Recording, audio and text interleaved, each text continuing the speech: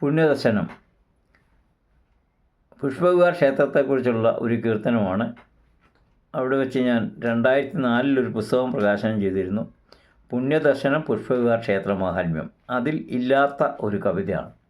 അവിടുത്തെ ചില അനുഭവങ്ങൾ എന്നെക്കൊണ്ട് എഴുതിച്ചതാണ്. ഭഗവാൻ തന്നെ, പുഷ്പവിഹാറിലെ അയ്യപ്പൻ തന്നെ, ധർമ്മശാസ്താവ് തന്നെ എന്നെ കൊണ്ട് എഴുതിച്ചതാണ്. ഇതിലെ വേദനകൾ പൂണ്ട വാക്കുകൾ നിങ്ങളെ ബോധ്യപ്പെടുത്തും. പുഷ്പവിഹാരമെന്ന പുണ്യധാമം, അതിൽ പുത്രനോടൊത്തു വാഴും പുരുഷോത്തമൻ, വാമഭാഗത്തു വാഴും വാഗീശ്വരി, നിന്നെ വാഴ്ത്തിടാൻ വാണി തന്നു വിളങ്ങിടുന്നു. വാഴ്ത്തുവാൻ വന്ന എന്നെ തട്ടിടുമോ ദേവ, വാഴ്ത്തുവാൻ വന്ന എന്നെ തട്ടിടുമോ ദേവ, മാണികൾ കൊണ്ടു നിന്നെ സ്വന്തമാക്കാൻ. വാസ്തവം ചൊല്ലി എന്നാൽ പിണങ്ങിടുമോ നീ, വാസ്തവം ചൊല്ലി എന്നാൽ പിണങ്ങിടുമോ നീ, വേദന ഇന്നിതെൻ്റെ തീർത്തിടുമോ.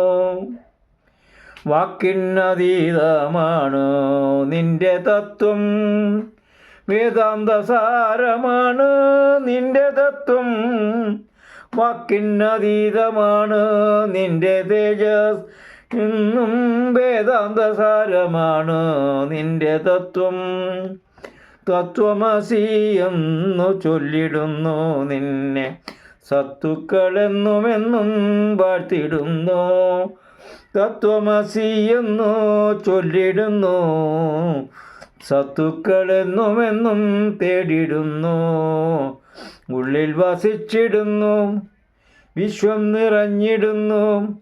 ഉള്ളിൽ വസിച്ചിടുന്നു, വിശ്വം നിറഞ്ഞിടുന്നു. നിശ്ചലമാണെന്നാലും നിത്യം ചലിച്ചിടുന്നു. ദൂരത്തിലാണെന്നാലും അന്തികെ വാണിടുന്നു.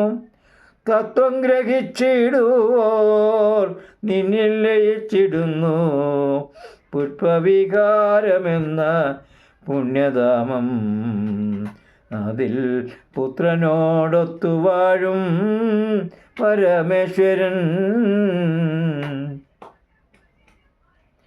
ഉയരുന്ന മഹാസന്നിധിയിലേക്ക് ഒരു തീർത്ഥയാത്ര എന്ന തലക്കെട്ടിൽ എഴുതിയ കവിതയാണത്. 2005 പുണ്യദർശനം പുഷ്പവിഹാർ ക്ഷേത്രം